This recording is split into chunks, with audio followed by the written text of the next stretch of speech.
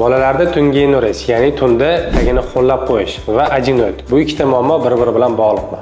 Ha, ko'p hollarda bir-biri bilan bog'liq hisoblanadi. Ko'pchilik ota-onalar umuman bunga e'tibor berishmaydi. Hozir sizlarga qanaqa bog'liqligini oddiy til bilan tushuntirib beraman. Bola burnidan yaxshi nafas ololmaydi. Buni sababi o'sha adenoid burun nafas yo'lini bekitib qo'yishi mumkin. Buni hisobiga bola og'zini ochib uxlaydi, xirlaydi, hatto nafas to'xtab qolish holatlariga olib kelishi mumkin. Bu esa uyqu sifatining pasayishi, miyaga kislorod yetib bormagan hisobiga miyaning siydikni nazorat qiluvchi funksiyasi susayadi.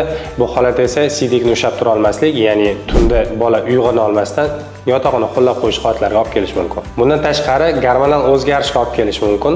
Bu qanday holatda bo'ladi? Miya yaxshi dam olmagan hisobiga gormonal holatlarni boshqara olmaydi. Ya'ni tunda maxsus siydikni kamaytiruvchi antidiuretik gormon ishlab chiqariladi. Bu gormon o'sha siydikni kamaytirish xususiyatiga ega, ya'ni siydik kam ishlab chiqariladi.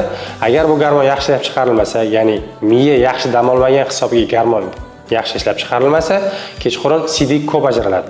Bu holat ham siydik usholmaslikka, ya'ni ko'p siyish holatlariga olib kelib qolishi mumkin. Xulosa qilib aytganda, bola umuman aybdor emas. Muammo organizmning ichki muvozanatida. Sababi esa ko'pincha adenoidlar bo'lishi mumkin. Sizning farzandingizda ham shunday muammolar kuzatilayotgan bo'lsa, albatta shifokorga murojaat qiling. Bu videoni ota-onalarga jo'natib qo'ying.